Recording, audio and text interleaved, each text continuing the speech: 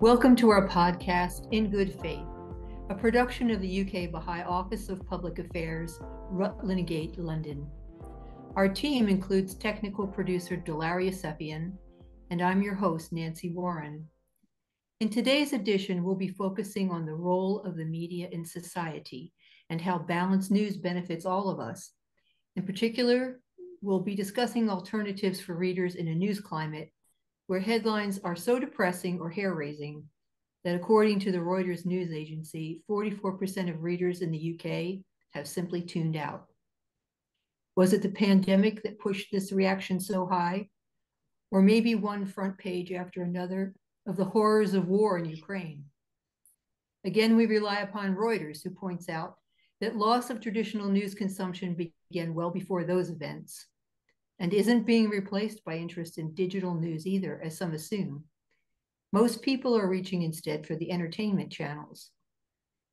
Consumers report being overwhelmed by the volume of bad news or angered by editors grabbing attention with clickbait or downright gossip. As a result, the front page of some mainstream newspapers is starting to look like a tabloid as content takes a beating. Meanwhile, the Baha'i faith says that a reporter must be a purveyor of truth. The newspapers are leaders of the people, and the people must be able to rely on what they read. Newspapers must investigate the means for the progress of humanity and publish them. Of course, that's not the current standard. And in recent years, we've been treated to lots of evidence that the media can be destructive to a cohesive society, divisive, and discouraging. Just look on any comments page. The verbal violence there would say that even if there are answers, we probably can't agree on any of them. All of this points to a need to widen the media lens, to show a fuller picture of the world's problems relative to ongoing progress. In which case, is there somewhere we could find out what's going right and why it's working? With that question in mind, we welcome Sean Wood, the CEO of A Hopeful Phenomenon on the UK News Horizon, a publication called Positive News. Thanks for stopping by today, Sean. Thank you very much for having me and for that introduction. I think that was great how you encapsulated the state of the media at the moment, and I couldn't agree more. So yeah, I'm looking forward to talking to you. Fantastic. So for our first question, can we have a bit of background on your newsroom? We understand that Positive News is the oldest venture of its kind in the world. What can you tell us about its history, where it's published, and why it was created? Sure. So Positive News is an online and print magazine for rigorous journalism about what's going right in the world. So we bring a solution-focused lens to relevant, important issues nationally in the UK, but also globally. And it started right back in 1993, originally as a newspaper format. It was a free publication.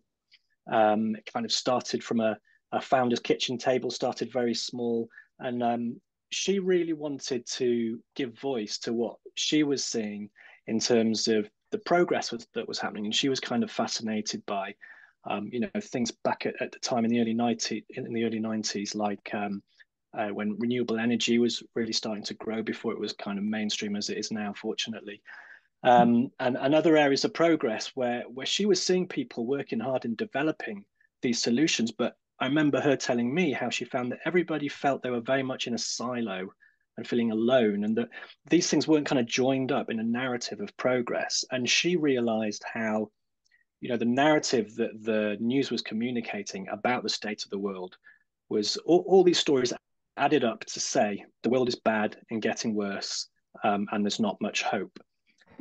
So for us at Positive News, we realized how the negative impact of that on society. And it's not that, stories about problems and challenges and holding power to account, it's not that these things aren't important. Of course, we need to know about the climate crisis, the war in Ukraine, economic turmoil. But the problem is that all these stories together overwhelm people with a negative narrative, and that has harmful consequences. And what's really important is what's missing, what we're not reporting on. So we're ignoring the progress as a news sector. We're ignoring the potential solutions where the seeds of change are. So with positive news, we're trying to give voice to that progress, but do so through rigorous quality journalism. So we hold ourselves to high standards and ethics, the same as all other good journalism. But crucially, we approach it with a different mindset.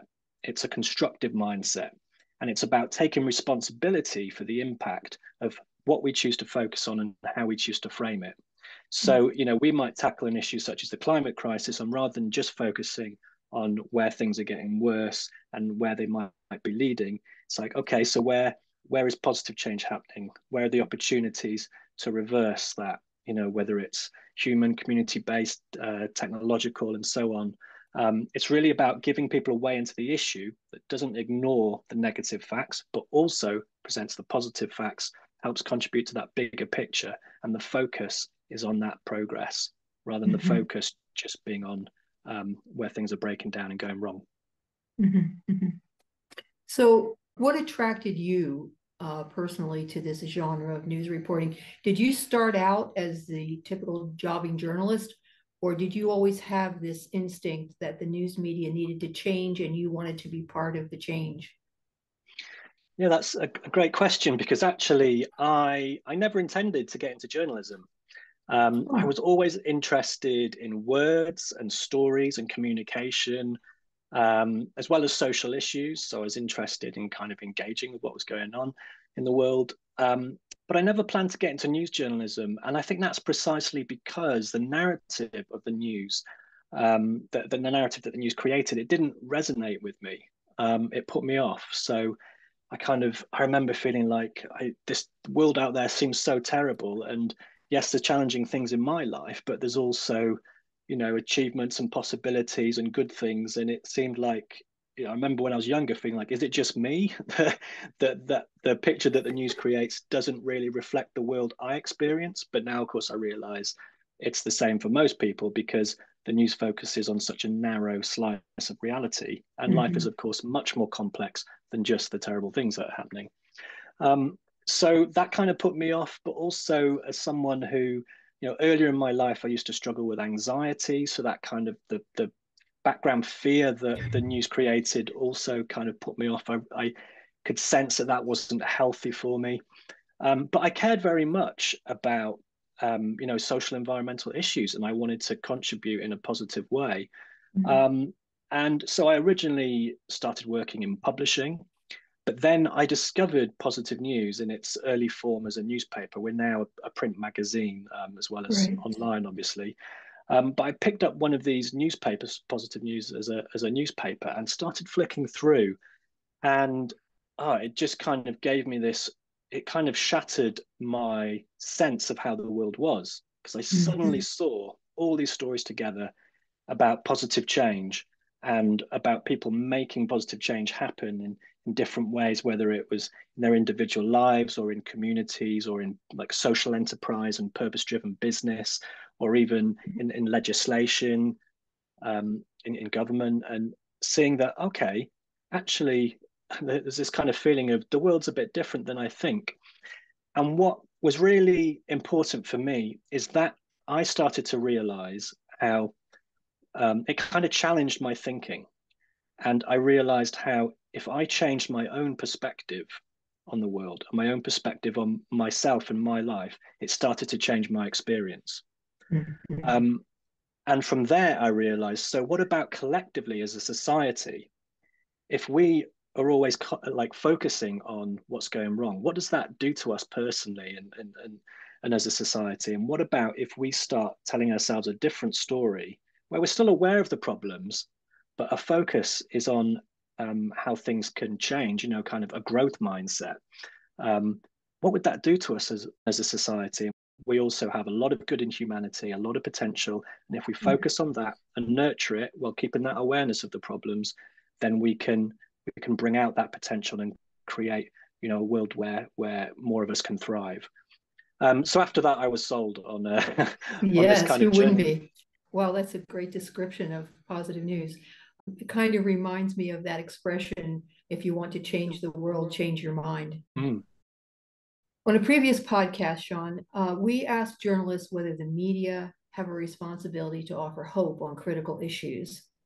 The journalists with us thought they had a responsibility to be professional and humane, but said that the mainstream news outlets didn't seem to have a place for uplifting or solutions journalism, but thought that in the interest of impartiality, readers had to work out answers for themselves.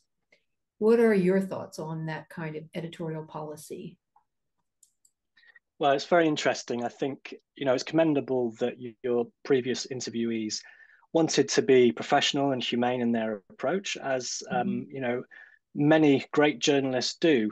But I think it also kind of beautifully shows the assumptions and distorted thinking in journalistic culture that are at the core of this problem. So, I mean, firstly, true objectivity in journalism isn't possible, and that's kind of fairly widely agreed on. But in terms of we select what we want to report on, and then we select how we report on it, and that's all based on value judgments. And we can be as transparent as possible about that. But even if we're pursuing impartiality as best we can, there's still nothing that prevents us reporting on progress and potential solutions in an impartial way. It's in fact exactly the same as reporting on problems. We can report on progress and investigate solutions to the same standards with the same critical mindset, asking the same kinds of questions, but it's about not ignoring the progress. And I think the issue there is that there's this assumption in news journalism that news is what's going wrong. And that comes from this, from journalism training, from just the history of journalism. It's also influenced by human psychology and the media business models that play into that. But it's quite funny because journalists, we're supposed to question everything, but journalism seems to have a real challenge in questioning its own assumptions about how Mm-hmm. journalism should be done. So there's no Mm-hmm. natural law that bad news is news. That's a choice. Mm-hmm. So we can still pursue accuracy and truth when it comes to looking at what's going right. We can go and see if, say, a country is doing really well on education. The stats show its educational attainment is really high compared to other countries.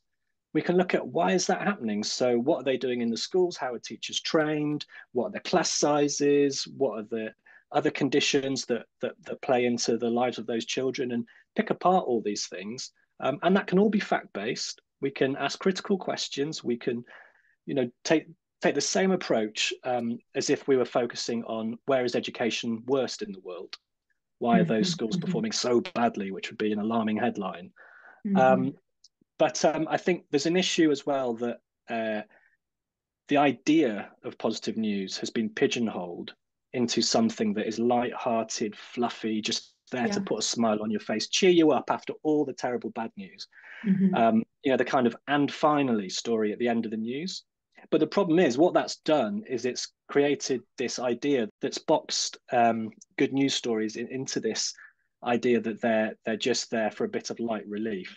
So, Mm-hmm. what we're trying to do is break that down and show that no, this is about proper, trustworthy, rigorous, and relevant journalism. Mm-hmm. Um, so, if your previous interviewees, if they're saying they're trying to leave readers to work things out for themselves, well, they're actually only giving their readers a small part of the picture. So they're not actually Mm-hmm. allowing readers or viewers or listeners to work things out for themselves because they're not seeing the other side of the story where things are going right around a particular issue they're covering, where the opportunities for progress are. And then that means also that the audience are affected by that framing. We know that excessive negative news can lead to various negative mental health impacts: anxiety, Mm-hmm. depression, exacerbated fear of other people, helplessness, hopelessness. So they're not really leaving people in a great position to kind of judge information fairly, because they're going to be triggering their stress response for a start. So it's disempowering. Mm-hmm. Whereas research also shows that when we have a more solution focused approach, as well as boosting people's mood, which is a nice byproduct, it leaves people feeling more empowered that their actions can matter. They can do something in response. So I think actually that's a much more responsible way to present information to people where they can do something with it. And that's not about ignoring the problems. They can still be covered. So yeah, I think, as I say, there's assumptions there just based on how journalism's been done in the past that need to be unpicked. So you can very much be impartial, but still be just reporting the truth about progress that's happening. A bit, I think, like the assumptions that history has to do with war and everything else is tangential. Those are sort of the road marks along the way, the main events, and everything else, and and the culture is sort of a sideline. We need to write our thinking here. I wonder if you could point to any of your favorite stories that might stand out as prime examples of what you publish, in line with what you've just explained about the purpose of positive news. I know as a subscriber, I really appreciate the "What Went Right This Week" section. And as you say, it's not just some pleasant fluff, but each week it reports on major developments around the globe. What are some of the outstanding ones for you? Sure. Well, firstly, thanks for subscribing and supporting our journalism. My pleasure. We're reader supported. We're in fact a reader owned organisation, so our community of support is really important to us. So in terms of example stories, I think, well, if we look at a feature that was one of the most popular last year, that's quite a good example, would be a feature we did about a solution to homelessness.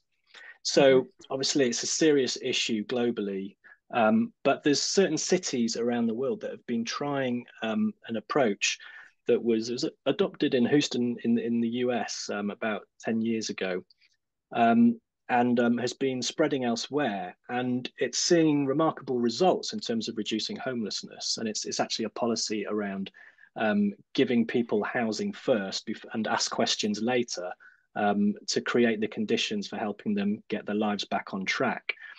So the feature just looked into what that policy was, where it's been tried, where it's worked, where else it may not work. So, it's in line with this approach of starting with where the progress is happening and then putting that in context of the broader issue, in this case, that being homelessness.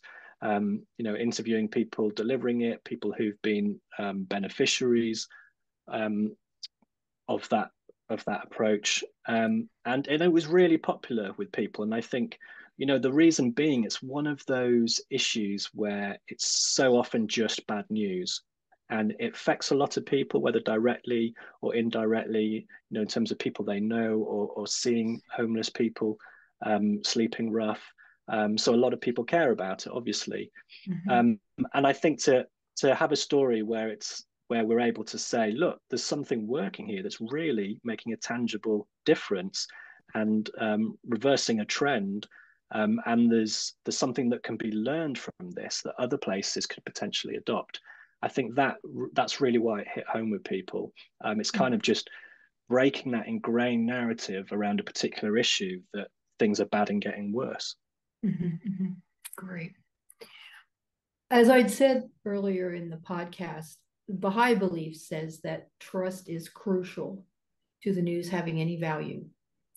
Given that so many people have abandoned the news media out of skepticism, based on your experience with positive news, are there signs that trust in the media is retrievable, that it's coming back?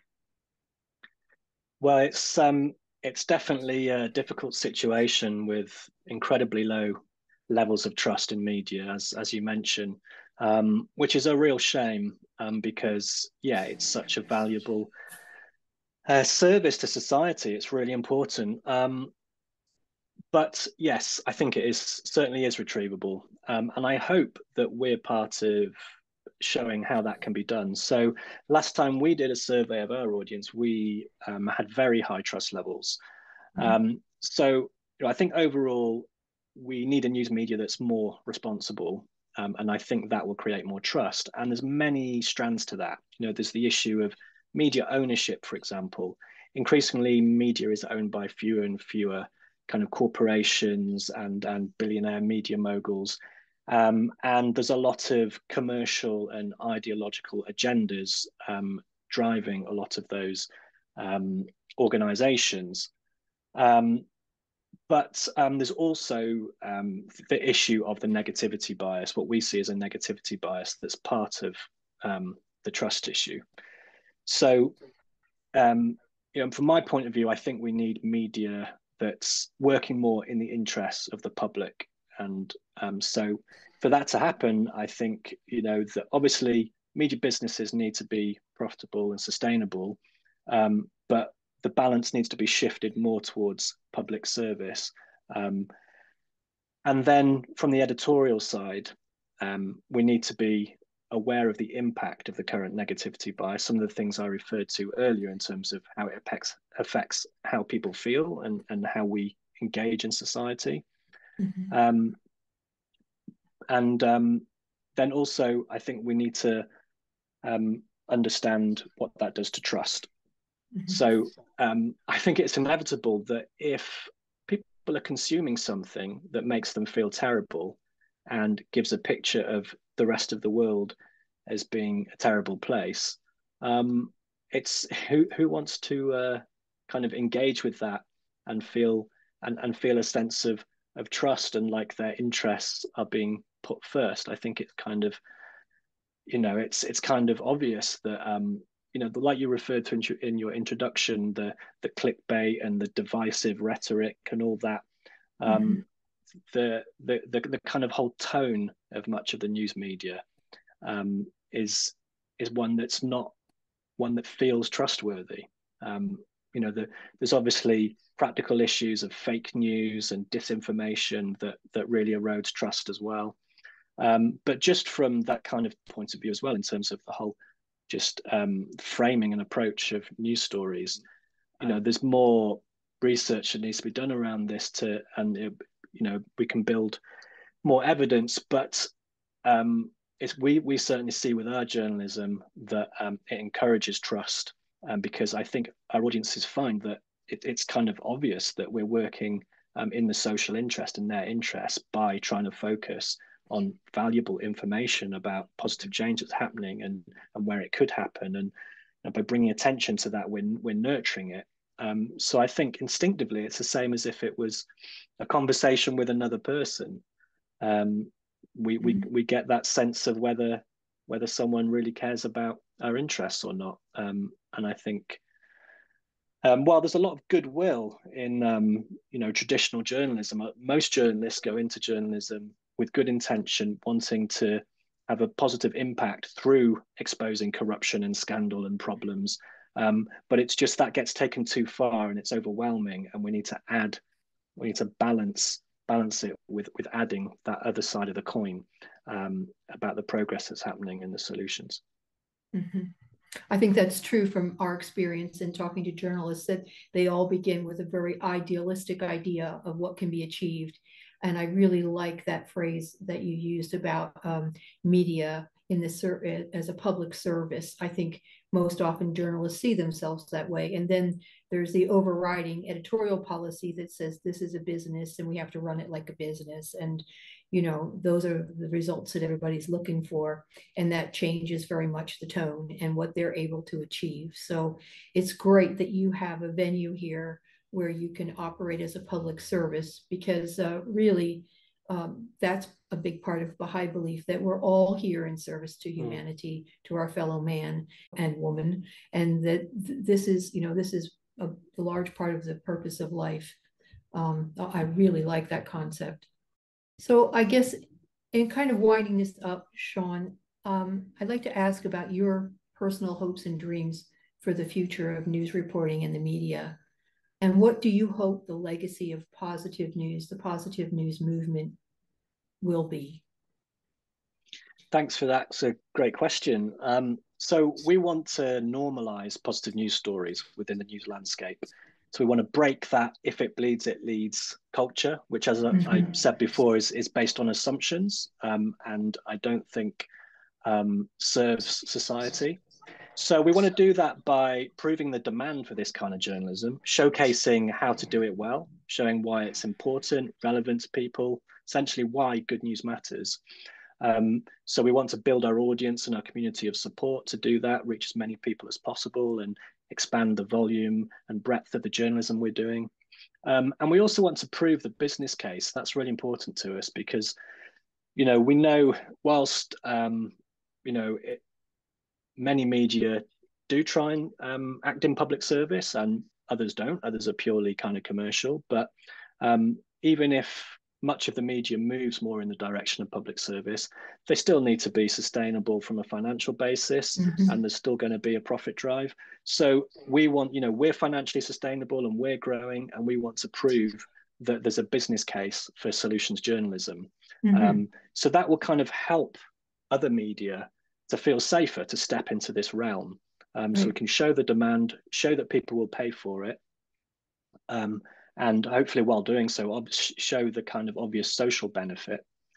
And then, so hopefully, the whole kind of idea of what positive news is will shift within the journalism sector to be taken more seriously as a valued part of the news landscape.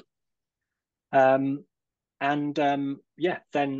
other media, what we'd like to see is other media bring that into their editorial values. So at the moment, there are some large global media organizations that do little pockets of solutions journalism, whether it be a newsletter or a section on their site. And we see these things come and go over time. But there's very few that have actually taken the leap to saying, actually, we want our journalism as a whole to be more constructive, more solution focused. And that's going to take time because it means breaking down a lot of kind of cultural norms in these big institutions. But there's huge demand from journalists themselves to want to do this. So we'd like to see that change so that, solution focused stories are as commonplace as problem focused stories among all major news organizations. That would be the dream. But most of all, I hope that ultimately the legacy will be that aside from influencing other media, that the journalism we've published will make a positive difference. So I hope that it will have brought attention to the opportunities for social progress, and it will have empowered people to act in whichever way they choose to bring about further progress, towards a world where all people and all life can thrive. So we're not here to advocate for particular ways that should happen.